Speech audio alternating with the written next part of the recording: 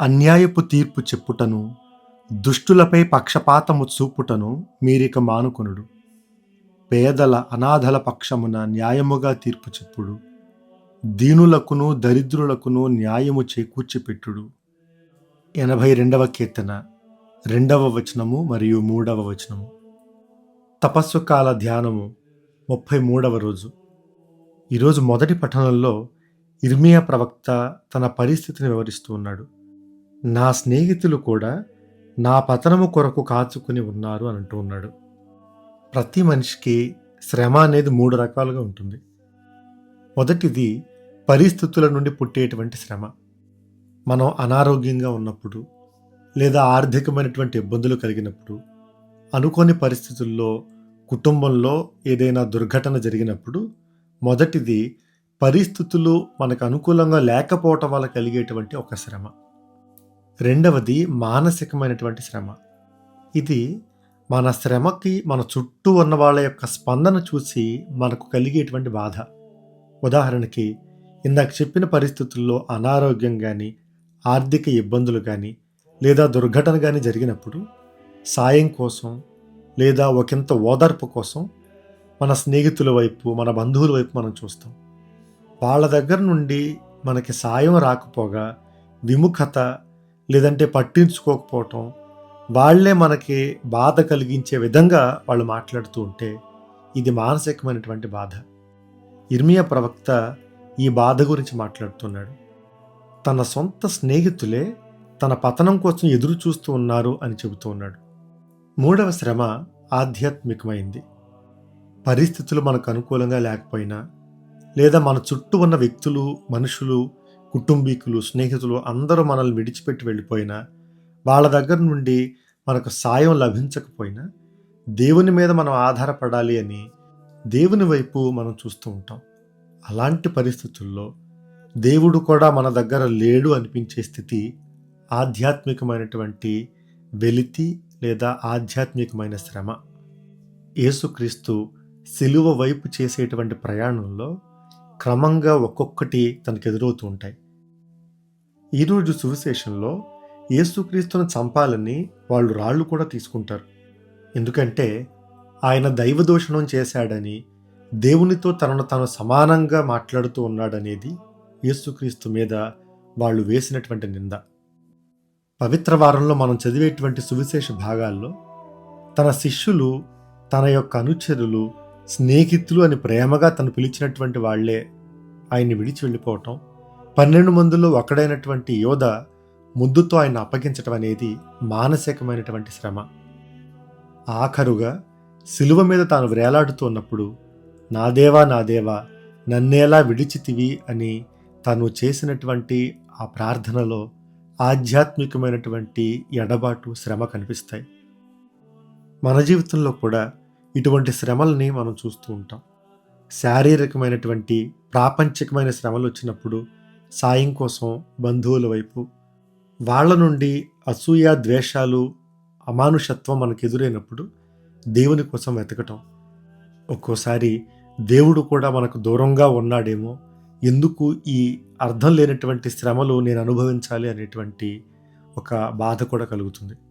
వీటన్నిటికీ పరిష్కారం ఒక్కటే, దేవుని మీద మాత్రమే ఆధారపడటం. కారణం కేవలం ఆయన దేవుడు కాబట్టి మాత్రమే కాదు, దేవునికి మన పరిస్థితులు, మన యొక్క భవిష్యత్తు, మనకి ఏది శ్రేయస్కరం అనేది దేవునికి మాత్రమే తెలుసు.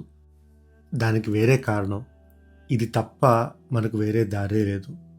పరిస్థితులు మనకు అనుకూలంగా లేనప్పుడు, మనుషుల మీద మనం ఆధారపడలేనప్పుడు, దేవుడు కూడా మనకు దూరంగా ఉన్నాడేమో అనేటువంటి భావన క్షణకాలం మనం అనుభవించినప్పుడు, ఈ మూడిట్లో కేవలం మనకి దైవత్వం మాత్రమే నిలకడగా మనకు సాయపడగలుగుతుంది.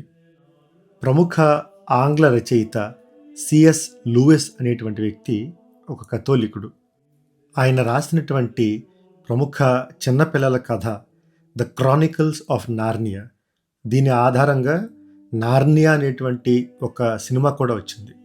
చూడ్డానికి అది ఒక కార్టూన్ లాగా, జంతువుల కథగా అనిపించినా అది యేసుక్రీస్తుని యొక్క చరిత్ర. ఆయన ఈరోజు సువిశేషం గురించి ఎలా అన్నారు, యేసుక్రీస్తు గురించి 4 రకాల స్పందనలుంటాయి. అయితే ఆయన్ని పిచ్చివాడు అని చూసి జాలిపడాలి, లేదా ఇది మూర్ఖత్వం అని వదిలించుకోవాలి. మూడవ స్పందనగా ఈయనకి దయ్యం పట్టింది అని ఈయన మీద రాళ్ళు విసరాలి. నాలుగవది ఈయన ఖచ్చితంగా దేవుడే అని అర్థమైనప్పుడు ఆయనకి సాష్టాంగపడి నమస్కరించాలి అని. మనం గమనిస్తే ఆయన్ని దేవుడిగా కాకుండా ఎలా చూసినా ఆ 3 స్పందనలు కూడా తప్పుగానే ఉంటాయి. పిచ్చివాడు, మూర్ఖుడు, దయ్యం పట్టినవాడు. యేసుక్రీస్తును మనం దేవుడిగా చూస్తే ఆయన బోధనలన్నీ కూడా మనం దేవుని యొక్క వాక్యంగా మనం స్వీకరించగలిగితే అప్పుడు మన జీవితంలో ఒక మార్పు అనేది ఉంటుంది. మన చుట్టూ ఉన్న వాటిని మనం అర్థం చేసుకునే విధానం మారుతుంది. అలా మనం ఉండగలిగే రోజు శారీరకమైన శ్రమలు కానీ, మానసికమైనటువంటి శ్రమలు కానీ, చివరికి ఆధ్యాత్మికమైన శ్రమలు వచ్చినా కూడా యేసుక్రీస్తుకే మనం అంటిపెట్టుకుని జీవించగలుగుతాం. ఆ కృప కోసం మనం ప్రార్థన చేద్దాం. ఈరోజు మనం అర్పించే చిరుత్యాగము బైబిల్ గ్రంథం ప్రకారం వినుట వలన విశ్వాసము కలుగును. హిబ్రూ భాషలో వినటం అంటే ఏదో మనం సంగీతం విన్నట్టో, లేదంటే ఏదో మనకు శబ్దం వినపడినట్టో కాదు. మనం దేన్నైతే ఆలకిస్తూ ఉన్నామో అది మనల్ని ప్రభావితం చేయగలిగితే అది సరైన విధానం వినడానికి. మనందరికీ దేవాలయానికి బైబిల్ తీసుకువెళ్ళే అలవాటు ఉంటుంది. చదవబడేటువంటి సువిశేషాన్ని మనం కూడా చదువుతాం. ప్రసంగాల్లో కూడా ఏదైనా వేరే బైబిల్ గ్రంథంలో ఉన్నటువంటి రెఫరెన్స్ చెప్పినప్పుడు దాన్ని మన బైబిల్తో మనం కూడా ఫాలో అవుతూ ఉంటాం. ఈ క్రమంలో ఎందుకో ఏకాగ్రతతో ఆలకించటంలో మనం విఫలమవుతూ ఉన్నాం. ఉదాహరణకి గురువు చెప్పే ప్రార్థనల మీద సాధారణంగా ఎక్కువ మంది ధ్యాస పెట్టరు. ఆ ప్రార్థనల్లో కొన్ని 4వ శతాబ్దం నుండి ఉపయోగించబడే ఉన్నాయి. పోపుగారులు స్వయంగా రాసినటువంటి ప్రార్థనలు ఉన్నాయి. ఎన్నో సంవత్సరాల పాటు ప్రార్థన చేసుకుంటూ ఆ ధ్యానం నుండి పుట్టినటువంటి ప్రార్థనలు ఉన్నాయి. మనం ఏ పండుగ అయితే చేసుకుంటున్నామో ఆ పండుగ యొక్క సారాన్ని మొత్తాన్ని కూడా ఒక చిన్న 4-5 పంక్తులు లైన్లు ఉన్నటువంటి ప్రార్థనలో ఇమిడింప చేయటం అనేది చాలా కష్టతరమైంది.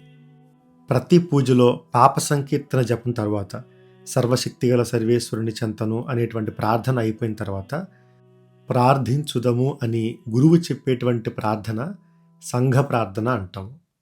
ఆ రోజు దైవార్చన గురించి, పునీతుల గురించి, పండుగ గురించి, తపస్సు కాలంలో మన విశ్వాస ప్రయాణం గురించి తండ్రిని వేడుకునేటువంటి ప్రార్థనలు చాలా అర్థవంతంగా ఉంటాయి. అర్పణ గీతం తరువాత అర్పణలపై ప్రార్థన అనేటువంటిది చెబుతారు. అది దాని తర్వాత స్తుతి గీతము, నడిపూజా క్రమం, వీటిల్లో ఒక్కొక్క మాట చాలా అర్థవంతమైంది, చాలా లోతైనటువంటి భావంతో కూడుకున్నవి. కాబట్టి ఈరోజు శిలువ మార్గంలో కానీ, లేదా వాక్యం చదివేటప్పుడు కానీ, గురువులు చెప్పేటువంటి ప్రార్థనలో కానీ చదవటం కాకుండా ఆలకించేటువంటి ప్రయత్నం చేద్దాం. ఈరోజు మనం ప్రార్థన చేసే ఉద్దేశం ఉత్తరించు స్థలంలో దిక్కు లేనటువంటి ఆత్మలు. కొన్ని రోజుల క్రితం మన కుటుంబంలో మరణించిన వాళ్ళ కోసం మనం ప్రార్థన చేశాం. అది చాలా ప్రేమతో, బాధ్యతతో మనం చేస్తూ ఉంటాం. కానీ ఎవరూ ప్రార్థన చేయనటువంటి, పూజలు పెట్టించినటువంటి ఉత్తరించు స్థలంలో దిక్కులేని ఆత్మలు చాలా ఉంటాయి. వాళ్ళ కోసం ప్రత్యేకంగా ఈ శుక్రవారం రోజున ప్రార్థన చేద్దాం. చాలామందికి చనిపోయిన వాళ్ళ యొక్క ముఖాలు కల్లోకి రావటం, లేదా ఆ ముఖాలు కనిపిస్తున్నట్టుగా అనిపించడం జరుగుతుంటుంది. వాళ్ళ ఆత్మలు భూమి మీద ఉండకూడదు. కానీ వాళ్ళ కోసం ప్రార్థన చేసేది ఎవరు? పూజలు పెట్టించేది ఎవరు? అలాంటి నిస్సహాయ స్థితిలో ఉన్నటువంటి ఆత్మలు ప్రజల్ని వేడుకోవడానికి దేవుడు ఒక్కొక్కసారి అనుమతిస్తూ ఉంటారు. అవి మనకు హాని చేసేటువంటి ఆత్మలు కాదు. వాళ్ళ కోసం ప్రార్థన చేయమని ప్రాధేయపడేటువంటి ఆత్మలు ఇవి. అటువంటి ఆత్మల కోసం, మరణించినటువంటి వాళ్ళ కోసం ప్రత్యేకంగా ఈరోజు ప్రార్థన చేద్దాం. ప్రార్థన చేసుకుందాం. కృపాసత్య సంపూర్ణుడమైన ప్రభువా, ఈరోజు వాక్యం ద్వారా మాతో మాట్లాడుతూ నీ కుమారునికి ఎదురైనటువంటి ప్రతి శ్రమను నీ మీద ఆధారపడుతూ ఆయన ఎలా అధిగమించారో మా జీవితంలో మాకు ఎదురయ్యేటువంటి శ్రమలను కూడా అదే రీతిలో ఎదుర్కొనే కృపను మాకు ప్రసాదించండి. పరిస్థితులు మాకు అనుకూలంగా లేనప్పుడు అనారోగ్య పరిస్థితుల్లో, ఆర్థిక ఇబ్బందుల్లో, బంధువుల స్నేహితుల యొక్క సాయం కోసం ఎదురు చూస్తున్నప్పుడు వారి నుండి లభించని సాయాన్ని నీ నుండి పొందుకునే కృపను మాకు ప్రసాదించండి. ఒక్కోసారి మా శ్రమల్లో మీరు మాతో లేరు అనేటువంటి భావన మాకు కలిగిన దాని నుండి మిమ్మల్ని నిందించకుండా మీ మీద మరలా ఆధారపడి సంపూర్ణంగా మీకు మీ చిత్తానికి సమర్పించుకునేటువంటి సమర్పణను మాకు ప్రసాదించండి. ప్రభువా, ఈరోజు మేము చేస్తున్నటువంటి చిరు త్యాగాన్ని మీకు అర్పిస్తూ ఉన్నాం. సరైన రీతిలో ఆలకించే విధానాన్ని మాకు నేర్పించండి. మేము వింటున్నటువంటి దాని యొక్క శక్తి మమ్మ ప్రభావితం చేస్తూ మా జీవిత విధానాన్ని మేము మార్చుకునేంతగా మేము ఆలకించటాన్ని అలవర్చుకునే కృపను మాకు దయచేయండి. అదే రీతిగా ఈరోజు మేము ప్రార్థన చేసే ఉద్దేశాన్ని మీకు సమర్పిస్తూ ఉన్నాము. ఉత్తరించు స్థలంలో మరణించిన వాళ్ళ యొక్క ఆత్మల కోసం, దిక్కులేని ఆత్మల కోసం ప్రార్థన చేస్తూ ఉన్నాం ప్రభువా. ఒక కుటుంబంగా, విశ్వాస సంఘంగా మేము చేసేటువంటి ప్రార్థనలు, అర్పించేటువంటి త్యాగాలు, దీని యొక్క ఫలాన్ని వారి యొక్క ఆత్మలకు నిత్య విశ్రాంతిని ప్రసాదించడానికి క్రయధనంగా ఉపయోగించండి.